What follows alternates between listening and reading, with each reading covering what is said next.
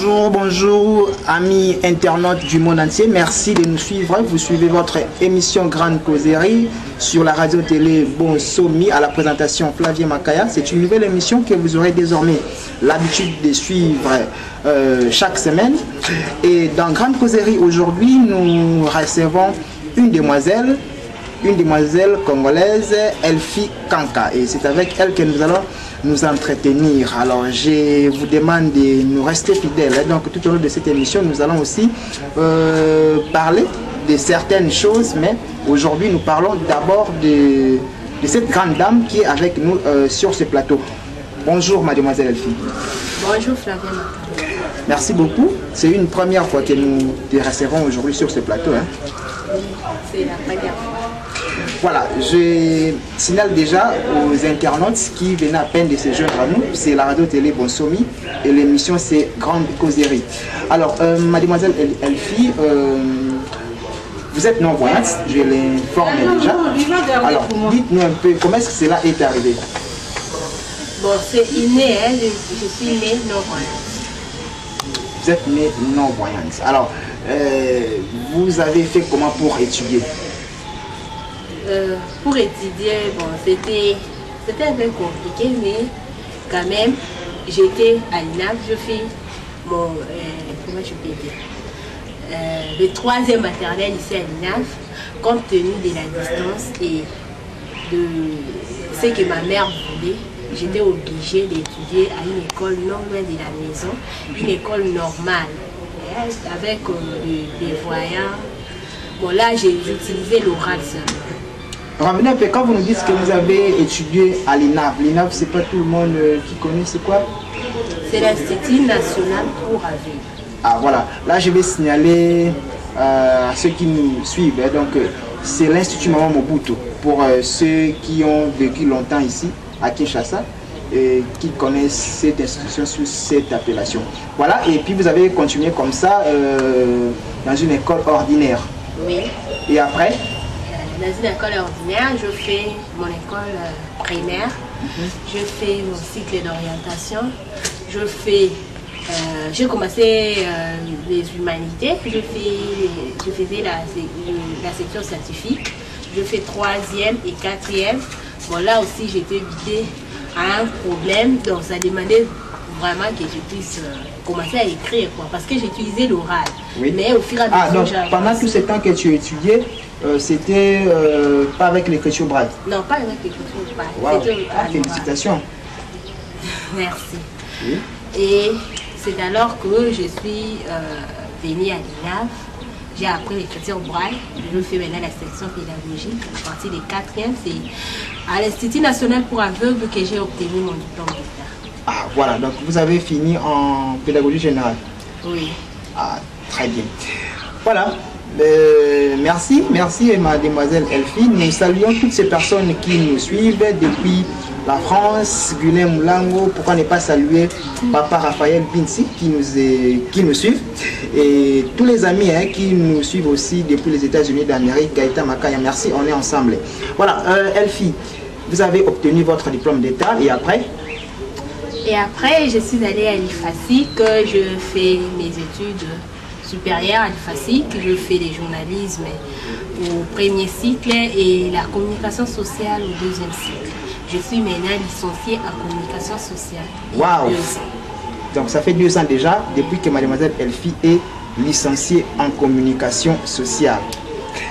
Dans votre communauté, vous êtes seule à avoir ces titres ou il y en a aussi d'autres? Ces titres de licenciée comme une femme, voilà, en tant qu'une femme, vous voulez jouer? Bon, moi, je ne connais pas une autre, mais je ne sais pas aussi répondre non. Je ne connais pas une autre. Mais à ce que je sache, je suis la première non-voyante à étudier, à faire les études supérieures ici à Kinshasa, donc au Congo, avec nos conditions.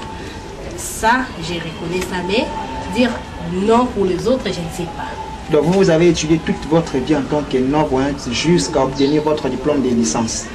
Oui. Voilà, venons-en maintenant à votre vie active ou quotidienne. Vous travaillez? Je ne travaille pas encore, je suis à la recherche de l'emploi, donc je suis dans le marché de l'emploi. Ah ok, donc vous êtes en train de vous chercher un job. Oui. Alors, comment est-ce que ça se passe lorsque vous avez déposé de lettres de demande d'emploi ailleurs ou comment? Ou vous attendez à ce que quelqu'un vienne vous prendre et puis vous dire, bon en fait, Elfie, tu viens, il y a un travail quelque part. Le travail ne se cherche pas comme ça. On est en train de faire des démarches, on a eu à déposer. Là où il fallait déposer, on attend s'il y aura l'appel. Alors, quelles sont les difficultés que vous rencontrez dans ces démarches? Les difficultés rencontrées, je ne sais pas si de répondre par rapport à non-voyantes ou par rapport... Par rapport à votre état physique. Pour moi, je me dis, les difficultés qu'on rencontre, ce sont des difficultés, je peux dire c'est général. Parce que quand on dépose là, parfois on part ensemble avec des amis valides, on dépose et puis on vous promet qu'on va vous appeler, on ne nous appelle pas. Parfois, parce que quand on écrit là, on n'écrit pas qu'on est non-voyant ou non-voyante. Mais quand on ne vous rappelle pas, je ne sais pas, peut-être c'est par rapport à notre pays que le travail est encore compliqué. Dire que c'est par rapport à mon état, non.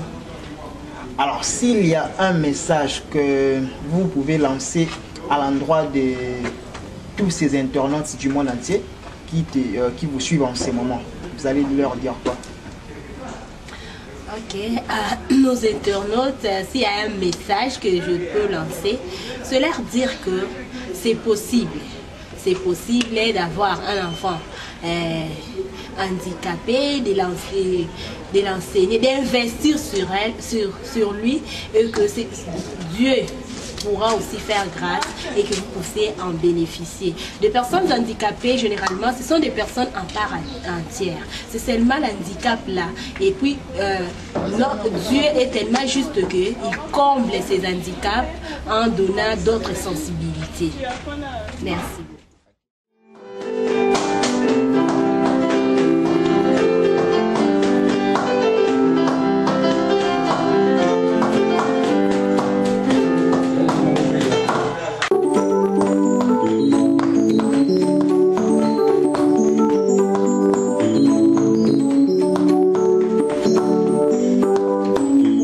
S'il vous plaît. La vérité, c'est déjà prêt. Déjà.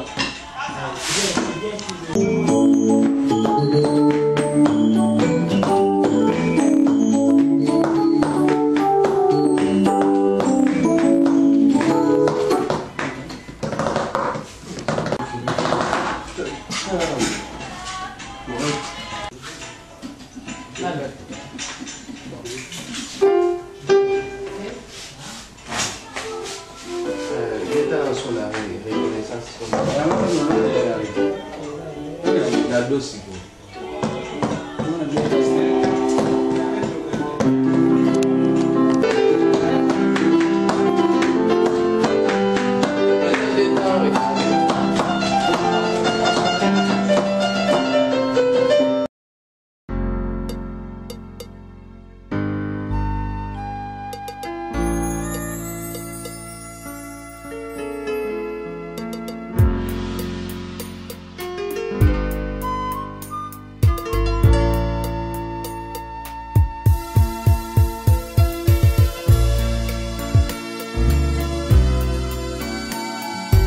Bonjour camarade. Oui, bonjour. Comment tu t'appelles? Je m'appelle Plamedine Sita, élève de la 5e HP, Humanité pédagogique à l'Institut national pour aveugles. Alors ici, nous te trouvons à l'école devant votre salle. C'est quoi ici? Oui, cette salle, c'est le dortoir. C'est la salle de musique transformée en dortoir. Donc on l'a donné pour pour nous permettre de dormir et de faire. Donc c'est ici où vous passez, vous êtes nombreux? Oui, on est nombreux. Hein. Et comment est-ce que vous faites pour votre alimentation? Bon, pour notre alimentation, ce sont les parents qui contribuent. Mais les parents, ce n'est pas donné à tout le monde. Tout le monde n'a pas cette capacité-là. Et voilà, parfois, si les parents n'ont pas donné, c'est nous-mêmes qui cotisons.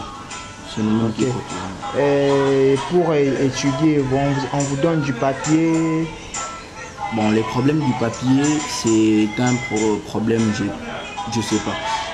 Les papiers ne sont pas donnés. Les papiers s'achètent.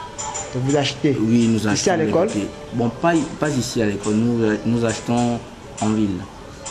Alors, qu'est-ce que tu peux demander pour toutes les personnes qui te suivent en ce moment? Qu'est-ce qu'ils peuvent faire pour vous? Bon, pour toutes les personnes qui nous suivent en ce moment, je demande leur soutien. Je demande leur soutien. Exemple tel que moi je suis ici, je n'ai même pas du papier. Nous sommes en vacances, donc je ne sais pas si je vais retourner comment. Je ne vais pas écrire, je vais pas faire. Et voilà, les professeurs sont des méchants. Quand tu n'as pas de papier, tu ne vas pas assister au cours. Donc, si tu n'assistes pas au cours, tu risques de chuter, de refaire l'année. Donc, je ne souhaite pas cette chose. Ok, merci Pladeli. Merci.